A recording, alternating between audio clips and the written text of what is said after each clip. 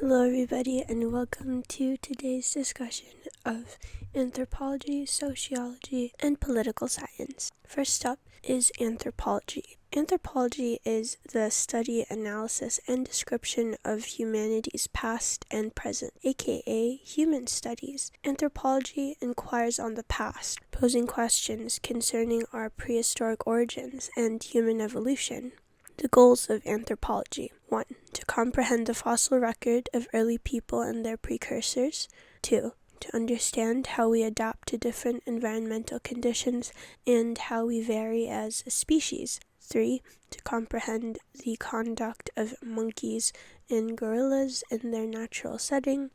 4. To learn about the natural and social parts of humankind. And lastly, 5. To apply anthropological knowledge to solving societal issues like destitution, substance addiction, and HIV, AIDS. The perspectives of anthropology. The three perspectives we'll be discussing today are 1. Holism, cultural relativism, and comparison. Let's start with holism. This is a viewpoint that the whole is greater than the sum of its parts. If you've watched the movie or read the book Flipped, then you may know this already. Holism is recognizing that human beings are what they are because of culture and shared experiences. It is inevitable. Human beings who grow and live together are shaped by shared cultural experiences, therefore becoming a totally different person in comparison to who they would have become if they lived in isolation. Next is cultural relativism. With this viewpoint, anthropologists refrain from judging other cultures based on their values, nor do they see other cultural practices as inferior. Rather, we seek to understand other people's beliefs within the system they have to explain things. And lastly, comparison. This is pretty self-explanatory, but from the perspective of comparison, the anthropologist compares ideas, morals, practices, and systems within or between cultures. One example is comparing the roles of men and women in different settings, socially or culturally. Now, on to sociology. The nature of sociology. Sociology is the scientific investigation of human culture and social behavior, conducted in a logical and efficient manner. As a discipline in social science, sociology is concerned about human society and human social activities. Known as the father of sociology, French philosopher from French literature, Auguste Comte. Known as the father of sociology, French philosopher Auguste Comte lived through the tumultuous after-effects of the French Revolution. With sociology, Comte looked for ways to solve societal problems and issues. That was just a little background for you. The goals of sociology. 1. To understand how belonging to a social group affects an individual. 2. To understand how cultures and institutions interact in various societies. 3. To understand the meaning and consequences of modernity, post-modernity, and the new globalization. 4. To understand the causes and consequences of social change in terms of general causes and effects, while considering unique historical circumstances. 5. To understand the causes and consequences of population composition, pressures, and how population affects the environment as well as the development of societies. And lastly, 6. To provide information that reflects on different policy initiatives. The perspectives of sociology. Here we have 3. Structural functionalism, conflict theory, and symbolic interactionism. Let's start with structural functionalism. From this perspective, each aspect of society is interdependent, contributing to society's functioning as a whole. This takes into consideration the relationship between the functions of smaller parts and the functions of the whole. Functionalists believe that society is held together by a social consensus or cohesion, wherein each member of society agrees and collaborates in order to achieve what is best for society as a whole. At least what they think is best for society. In other words, structural functionalism sees society as one big machine, and every sector, aspect, and being is a cog in the machine of society.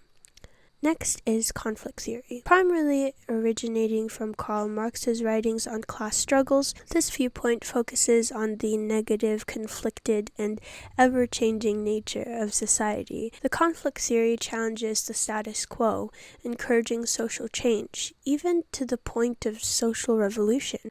Conflict theory also upholds the belief that the people of wealth and power force social order on the poor and weak. And lastly, symbolic interactionism. This viewpoint directs the sociologist to consider the symbols and details of everyday life, what these symbols may mean, and how they interact with each other. From this perspective, people attach meaning to symbols and act according to their subjective interpretation of the symbols. An example of the application of symbolic interaction to the institution of marriage is the symbol of wedding bands, a traditionally white bridal dress, and a wedding cake. Or sometimes you can think of memes, an emoji, or skibbity toilet. And now, if you've made it up to this point, congratulations, because we're nearing the end of this video. On to our last topic, political science. The nature of political science. As Aristotle, the father of political science, said, man is a political animal. Therefore, political science is the study of the nature, causes, and consequences of collective decisions and actions taken by groups of people. A social science concerned with the theory and practice of politics, including the analysis of political systems and political behavior. Or, TLDR, political science is the study of the authoritative allocation of values for society. In this way, it is an investigation of the past, present, and future of the political landscape of the state, examining the political problems of human beings and political institutions. The goals of political science. Here we've got 3. 1. To measure the success of governance and certain policies through the examination of various factors, such as stability, justice, and material wealth. 2. To learn how various political systems function and to generate more effective political systems. 3. To study the process of growth, industrialization, and change, as well as its impact on government forms and policies. The perspectives of political science. Quite a lot. We've got 1, 2, 3, 4, 5, 6. Alright, let's start with number 1, behavioralism. This perspective has us observe the behavior of actual actors in the political field.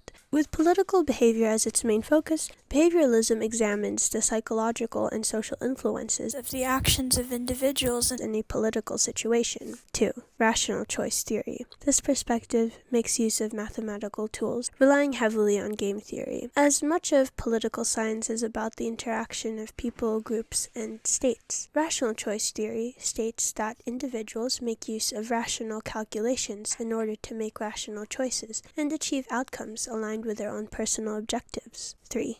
Institutionalism. This perspective looks at the role of institutions in politics and its effect on the government and its people. 4. Constructivism. This perspective produces and justifies moral principles for political purposes. 5. Marxism. Arguing that social change emerges in the event of economic class struggle, Marxism examines the inherent flaws of capitalism. This was developed in the 19th century by Karl Marx and Friedrich Engels. Thus, the perspective of Marxism formed the philosophical basis of communism in the early 20th century. 6. Psychology. Through this perspective, one looks through a psychological lens in order to understand political actors, such as understanding the why and how behind the political decisions of certain individuals. And that's it for today's video. Thank you so much for watching. Please do not bash me in the comments. I just made this for fun. And, woohoo, go unicorns!